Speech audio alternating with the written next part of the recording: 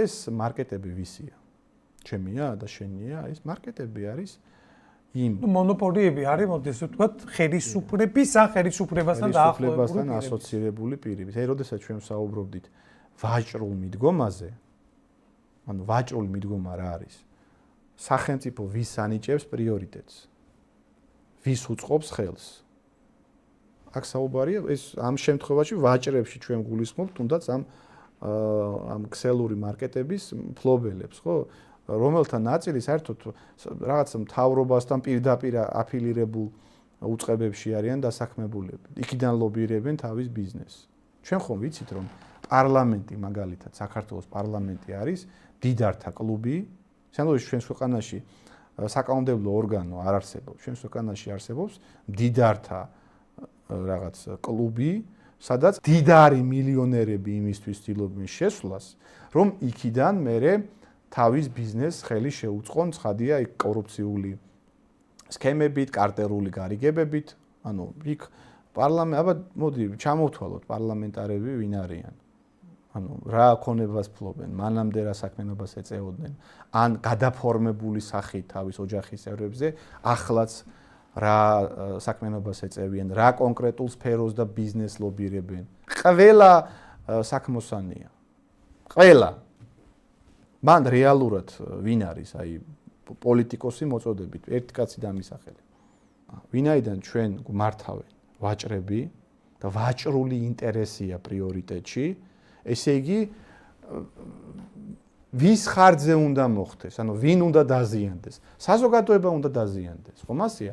ვაჭრებმა, ანუ ქსელურმა მარკეტებმა რომ მეტი ფული მიიღონ, ვინაიდან მათი ამოცანა ექსტრა მოგება. მაგათ არ აწყობთ რაღაც 3%-იანი მატება და 5%-იანი მოგება. მაგათ უნდათ 20%-იანი, 30%-იანი, ზოგიერთ დარგში 100%-იანიც არის, 200%-იანიც არის. აი, მაგალითად, გუშინ საკრებულოში ყავდა თბილისის მერი და ამ სააფთიაქო პრობლემებზე საუბრობდით, სადაც აი საერთოდ არნახულ კარტერულ გარიგებებთან და მონოპოლიასთან გვაქვს. ცხადია, მნიშვნელოვანია მარკეტებიც, ცხადია მნიშვნელოვანია ბიზნესიც, ცხადია მნიშვნელოვანია მათ შორის კომერციული ინტერესი. ჩვენ ახლა აქ არავინ არ უნდა გაგვიგოს ისე რომ რაღაც ვეწინააღმდეგებით ამ ინტერესს, ამ ბუნებრივ სურვილს. ცხადია, კომერციული ინტერესი მნიშვნელოვანია, კერძო საკუთრებაც ასახად მნიშვნელოვანია, ბიზნესი მნიშვნელოვანია, მაგრამ მოსახლეობის ინტერესიც მნიშვნელოვანია. რიგითი მოქალაქის კეთილდღეობაც მნიშვნელოვანია და სახელმწიფო იმისთვის არსებობს, რომ აი ეს ორი ინტერესი დააბალანსოს, ოქროს შუალედი იპოვოს, სადაც მოსახლეობაც კმაყოფილი იქნება და ბიზნესაც რაღაცა დარჩეს. აი სახელმწიფო მაგისთვის არსებობს, რომ ეგ შენ უნდა გამოთვალო. არც ზედმეტად არც ბიზნესი აღარ შეაწუხო და არც მოსახლეობაზე არ აკიდო მთელი ეს ტვირთი. ჩვენ შემთხვევაში როგორ არის? მოსახლეობა არის გამოცხადებული საერთოდ უუფლებო რაღაც ელემენტად და პრიორიტეტად არის გამოცხადებული ეს ფინანსური ელიტა, ანუ თვითონ თავი და თავისი ბიზნესი. აი მე მაგალითად გუშინ საკრებულოს ხტომაზე დავაყენე ასეთი საკითხი. ბატონი კახი კალაძე იყო მოსული იქ ბიუჯეტის ამ წლის ბიუჯეტის დამტკიცების ხტომები ჰქონდა და ასეთი ძალიან მარტივი ლოგიკური საკითხი გავაჟღერე, რომელიც წლებია მაწუხებს, ამაზე უამრავი ინფორმაცია მაქვს მოძიებული და არაფერი მე ახალი არ გამომიგონებია, ჩვეულებრივად მუშა პროექტზე ვისაუბრე. შევთავაზე ასეთი რაღაცა. ერთ-ერთი ყველაზე მძიმე პრობლემა ჩვენ დღევანდელი მოქალაქეებისთვის გარდა ამ სასურსათო პრობლემებისა რა არის კიდე? წამლებზე არანორმალური ფასები. არანორმალური ფასები უბრალოდ. ამას წინათ ვიყავი აფთიაქში და აი უბრალოდ ის რო არის ხელოვნური ბავშვთა კვება, რომელიც რძის ნაცვლად რასაც აძლევენ, აი თოთო ბავშვებს, ხო, მცირეწლოვან ბავშვებს. აი 5 წლის წინ, 4 წლის წინ, როდესაც ჩემი ბავშვი პატარა იყო, რაც ღირდა 30-25 ლარი, თან ეს ყოფნის კვირა ნახევარი. დღეს ღირს 50-60 ლარი. და 10 ჯერ გაძვირდა. ანუ არა, 10 ჯერ არა, 100%-ით გაძვირდა. 25-30 რა ზღირდა, აი ფაფებს რასაც ეძახიან. 4 ჯერ გაძვირდა. არა, ზოგჯერ შემთხვევაში 2 ჯერ არის, მაგრამ 3 ჯერაც 2 ჯერ, ანუ 100%-ით 150%-ით გაძვირდა 3-4 წლის განმავლობაში. რასაც დავაკვირდი უბრალოდ, ეხლა მე აფთიაქში მადლობა ღმერთს იშვიათად შევდივარ. ანუ შემოსავალი არავის შემოსავალი არ გაზრდილა 100 და 150%-ით 5 წლის განმავლობაში. ანუ ესე იგი რასთან გვაქვს საქმე? ეჭვი მეპარება თან ასევე რომ იმ მწარმოებელმა გაზარდა 100-150%. ძალიან ვეჭვობ, რომ თუნდაც ეს იმპორტული საბავშვო კვება სადაც იწარმოება, არ ვიცი, შვეიცარიაში იწარმოება, გერმანიაში თუ პოლონეთში, იქ თუ ღირდა $10, იქ გახდა $25. ძალიან ეჭვი მეპარება. მე მგონია რომ უფრო აქაურ მაქინაცია გაზარდა, მეტი ფული ეკეთებინა. ხო, უყურე დავაყენე ძალიან მარტივი რაღაცა. რატომ არ შეიძლება სახელმწიფო დაკავდეს იგივე საქმიანობით, რასაც აკეთებენ აი ეს ქსელური აფთიაქები. და რას აკეთებენ ქსელური აფთიაქები? უცხოეთში ყიდულობენ პროდუქციას, წამალს და მერე ძვირად ყიდიან საქართველოში. რამე ხო არ მეშლება. თვითონ ხო არ აწარმოებენ საქართველოში. ანუ თავის ნაწარს, თავის ტექნოლოგიას ხო არ ყიდიან, კაცო. ჩვეულებრივი დისტრიბუცია გერმანიაში, თურქეთში, რუსეთში ყიდულობ იმას რაღაც პარაცეტამოლს, ლარად და აქ ყიდი სამლარად.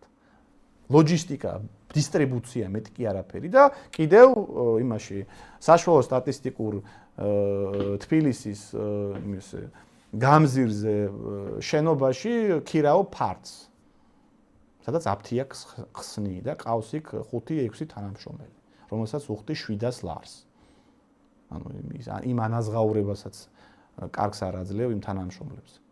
აი ეს არის მთელი ჩვენი აფთიაკი, გრანდიოზული ბიზნესი და რაღაც უნიკალური ტექნოლოგიები და უნარჩვევები კი არ არის, კაცო, და რაღაც წარმოება. სხვადასხვა საკმაოდ ცოტა სუხტიან, მე ამას წინ ძალიან ცოტა სუხტიან. ერთ-ერთ აფთიაკში შევედი, კვირა დღე იყო და რიგი იდგა ამ ადამიანების და რა ხდებაო, ხალხი კითხულობდა ამდენი ხანი, დიდი ხანი იდგნენ და კვირა დღე იყო და ერთი გამყიდველი იდგა მარტო ქალბატონი. რა თქმა უნდა. ანუ რავი ხა.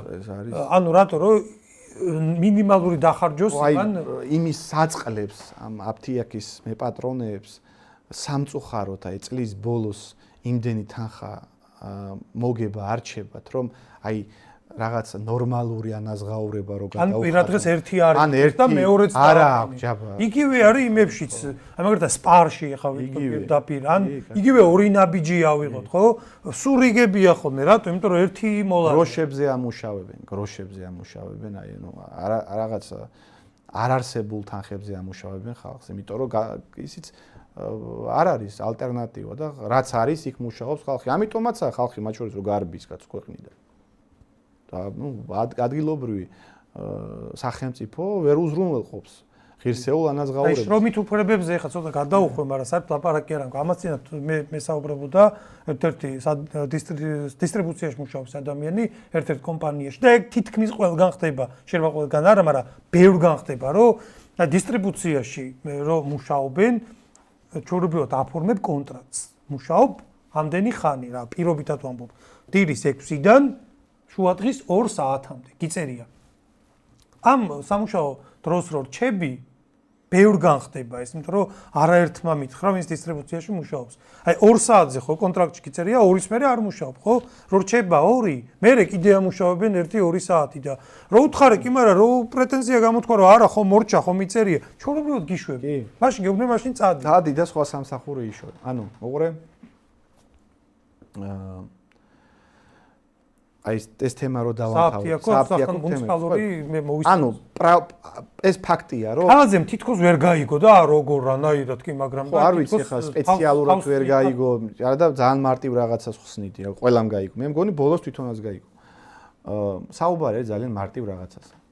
რატომ არ შეიძლება სახელმწიფო დაკავდეს ზუსტად იმ უმარტივესი საქმიანობით, რასაც აი ეს კერძო სააფთიაქო ქსელები ეწევიან. ანუ იდეაში წესით საერთოდ ჩვენ უნდა ვაწარმოებდეთ. იდეაში ყველაზე კარგი მაგალითი იქნებოდა, რომ მაგ წამლებსაც ჩვენ ვაწარმოებდით, მაგრამ ეს ძალიან რთულია, ხო? მაგალითად ამერიკაშიც კი არის წარმოება ყველა წამალი. როშ გადახედვა ინდოეთში, ჩინეთში, პაკისტანში, ანუ მაგას საერთოდ ცალკე თავისი ინდუსტრია გჭირდება და თავისი ინფრასტრუქტურა და შემდეგ მუშახელი და შემდეგ. მაგრამ აი, კაი, დაუშვათ ვერ ვაწარმოებთ ამ წამლებს და გასაგებიცა ეს არ არის მარტივი ასე გამოაცხადო, მოდი ვაწარმოოთ და ეხა აწყობ აქ შენ ინდუსტრიას, მაგრამ რაც არის აი ეს დისტრიბუცია. მოდი, რაში გჭირდება კაცო ეს კერძო აფთიაქები? რაში გჭირდება მე ასე ვამბობ, რომ გავაუქმოთ კაცო და ხელი შეუშალოთ. არა, იმან გააგრძელოს თავისი საქმიანობა კაცო, ვინ შეუშლის ხელს. ბიზნესია და აკეთებს თუნდაც მილიონი დაადოს. აი ეს საბავშვო კვება, რომელიც 50 ლარი ღირს, თუნდა მილიონ ლარად გაყიდოს. თუ ეგეთი სულელი ვინმე გამოჩნდება, მაგრამ მოდი შევქმნათ მუნიციპალურ დონეზე, იდეაში მთელ საქართველოში უნდა იყოს ეგრე, მაგრამ მუნიციპალურ დონეზე, თბილისის მასშტაბით შევქმნათ მუნიციპალური სოციალური აფთიაქების ქსელი, რომელიც აი ზუსტად ერთ-ერთში იგივეს გააკეთებს, რასაც აკეთებს ავერსი, PSP, GP რა ქვია კიდე, GPC, GP და ფარმადეპო თუ რაღაც. აი ზუსტად ხო არის ერთ საშუალო სტატისტიკურ კორპუსში ყველა ეს აფთიაქი. აი თბილისში სადაც კი არ გაიხედავ, ერთი კორპუსი თუ დგას, ძველი ხრუშოვკა ან 8 სართულიანი, აი 3-4 აფთიაქი ხო არის? აი მეოთხე, მეხუთე აფთიაქი იყოს აი ეს თბილისის მუნიციპალური სოციალური აფთიაქი, სადაც აი ზუსტად იგივე წამლები გაიყიდება ერთი ნიუანსით. ამოცანა ამ სოციალური აფთიაქების უნდა იყოს მინიმალური ფასი.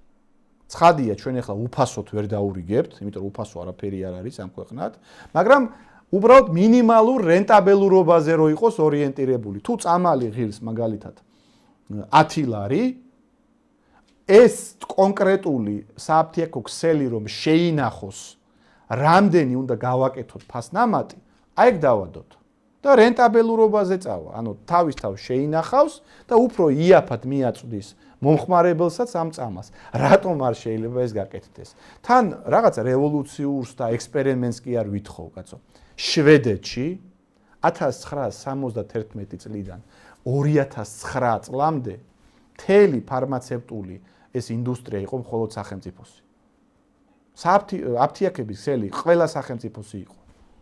ფიქსირებული წამლებზე იმებით, ფასებით. 2009 წლიდან დაუშვეს ამ სექტორში კერძო ინვესტიციებიც, ანუ კერძო სააფთიაქო ქსელებიც გაჩნდა, მაგრამ იქაც იმ კერძო სააფთიაქო ქსელების წამლებს დღემდე სახელმწიფო აფიქსირებს, დღემდე სახელმწიფო ადგენს და არეგულირებს.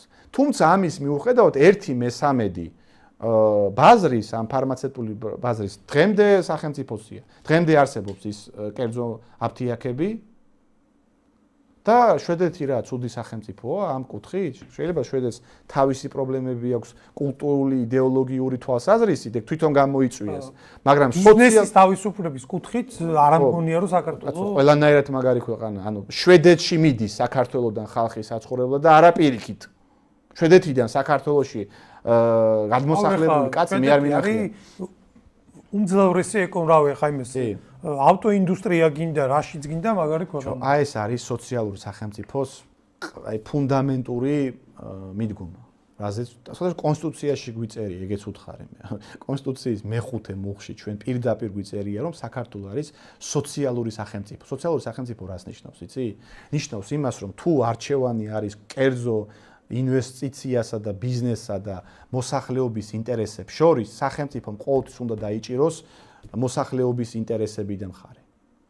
რატო არ უფიქრია ხელისუფლებას თვითონ აქამდე ამაზე? რა არის ხელისუფლებისთვის თავარი დისკომფორტი, რაც ძალიან მარტივია სინამდვილეში ამის გაკეთება. ეხლა კალაძე იქ ამბობდა, რომ ბიუჯეტში არ არის ფული, არ ჭირდება ფული. არანაირი ბიუჯეტი პირიქით. აქ საწყისი კაპიტალია, საჭირო რომელიც არ იკარგება. საწყისი კაპიტალი გჭირდება. ანუ პირიქით მე წინააღმდეგი ვარ, რომ რაღაცა სუბსიდიები ამ დარგში გადაუხადოთ ხალხს. სუბსიდიებით არც გამოვა რა. არც გამოვა, კაცო, პირიქით მე ვარ მომხრე, რომ რაღაცა კი არა ვაჩუქოთ და კი არ შევინახოთ და რაღაც სოციალური პროგრამა კი არა, კაცო. იყოს რენტაბელური ბიზნესი, იყოს ეს მუნიციპალიტეტის სახელმწიფოს ბიზნესი, ოღონდ მინიმალურ უნდა იმუშაოს ამან მოგებაზე. ექსტრა მოგებაზე არ უნდა იმუშაოს, არანორმალურ მოგებაზე არ უნდა იმუშაოს. როგორც ამას კერძო აფთიაქები აკეთებენ და კერძო მაღაზიები აკეთებენ, სუპერმარკეტები. მინიმალურ მოგებაზე იმუშაოს.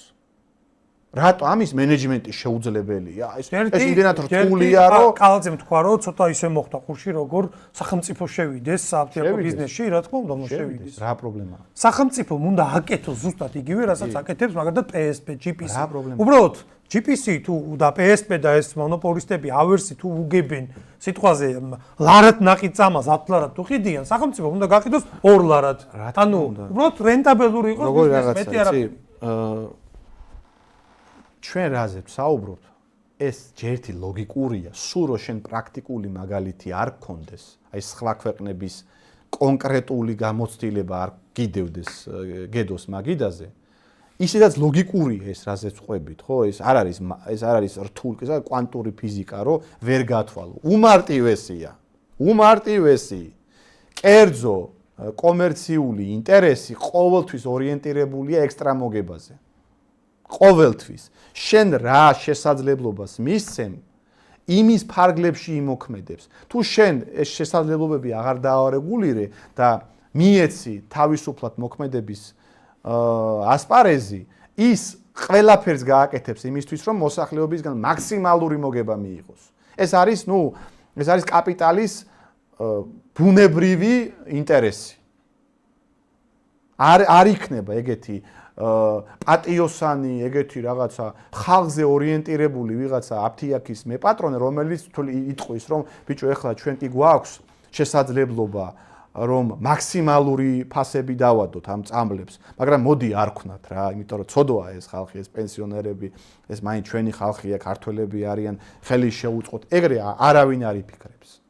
ყველა მივა იმ დასკვნამდე, რომ მოდი რა მაქსიმალური დავადოთ, იმიტომ რომ სწრაფად გავდიდრდეთ. ეგ არის კაპიტალის ბუნებრივი ინსტინქტი, ამას რა ვიცი, ამებზე არის ტონობით ნაშრომი დაწერილი. ისედაც ლოგიკურია ეს, ამას არ ჭირდება კარლ მარქსის კაპიტალის წაკითხვა და სხვა სოციალისტური ვიღაც მოაზროვნეების. ეგ ისედაც გასაგებია. ამას არავინ არ უარყოფს, ეს ლოგიკურია. მაგრამ სახელმწიფოს ინტერესი ეგ არის, რომ გარკვეული ჰარმონია გააჩინოს. სხვა შორის ეგ ჩარევაც არ არის. ახლა ვიღაცები ეს ლიბერტარიანები თქვენ რომ ეს ხო ჩარევა. არ არის ჩარევა. რატო? მე თუ მინდა საერთოდ წაგებაზე ვიმუშავებ, რა პრობლემაა? კი, შენ ვინდის ხელს. შენ რამეში გზღუდავ? შენ რამეს გიდგენ? შენ თუ გინდა მილიონი დაადე და მე უფასოდ მივყიდი, რა პრობლემაა? შენ რა პრობლემა გაქვს? ბაზარმა დაარეგულიროს. ბაზარმა დაარე ხო უყვართ ბაზარის და ხო და ბაზარმა დაარეგულიროს. სახელმწიფოს გააკეთებს იგივე საქმიანობით დაკავდება, თან ეს აგერ შვედეთის მაგალითია, დაგუგლონ ბოლო ამ დალოცვილებმა კაცო. დაგუგლონ, ხა იმაში ხო არ ცხოვრობთ მე-19 საუკუნეში, ხო, რაღაც რომ ვერ იგებ რა ხდება ხაგაზა, თვეები ჭირდება რომ ამბავი მოგიტანო. შეგიძლია ერთ წამში გადაამოწმო ნებისმიერი ინფორმაცია. შვედეთის ეს ჰიბრიდული მოდელი ითვლება ერთ-ერთ ყველაზე გამართულ მოდელად. მაგრამ უყურე რატო არ უნდა ხელისუფლებას ამის გაკეთება? ამას პასუხისგებლობა ჭირდება. ერთი პასუხისგებლობა ჭირდება. ესე იგი შენ ვიღაცა დაუპირისპირდე, ხო? ვიღაცას ზედმეტი მილიონები ვიღაცა ისე თვითონ არის. ვინ არის ის ვიღაცა? ვინც არის ამ ეგრეთ წოდებულ ბიზნესში გარეული და არანორმალურ შემოსავალს იღებს ხალხის გაღატაკების ხარჯზე? თვითონ არიან. ყველა ეს ხალხი არის ერთი ეგრეთ წოდებული ელიტაა. ბიზნეს, ფინანსური და პოლიტიკური ელიტა. და თავის თავს ხო არ დააზიანებენ, თავის თავს ხო რაღაც ზედმეტ მილიონს, რომელიც არ ჭირდებათ რეალურად, ისედაც ძალიან ბევრი ფული აქვს. ეგ ის გაუგია კაცო, რას ხალხი, ზვირი უნდა მიყიდო, აბა როგორ. ხო და სინამდვილეში როგორ რაღაცა, იცი? მოდი ასე, მე ცოტა კატეგორიული ვიქნები. ხალხმა თვითონ აირჩია ეს აი ეს მოდელი. მოდი პირდაპირ ვთქვათ. არავის არ დააძალეს ეს. ხალხმა რაც აირჩია, ის აქვს. ძალით არავის არ გაუკეთებია არაფერი, კაცო. ძალით შენ ხალხს ვერაფერს ვერ აიძულებ. შეიძლება მოატყუო. ჩვენ მოდი ხალხმა რაც აირჩია, ის ხდება. შეჯამებისკენ რო წავიდეთ და ამით დავასრულოთ კიდევაც, ხალხმა აირჩია. კი, ნამდვილად. უბრალოდ მე მაინც გონია რომ საზოგადოების უდიდეს ნაწილს, რომელმაც ოცნების სასარგებლოდ გააკეთა ბოლო არჩევნებში, ასე ვთქვათ, არჩევანი, ახლა რაც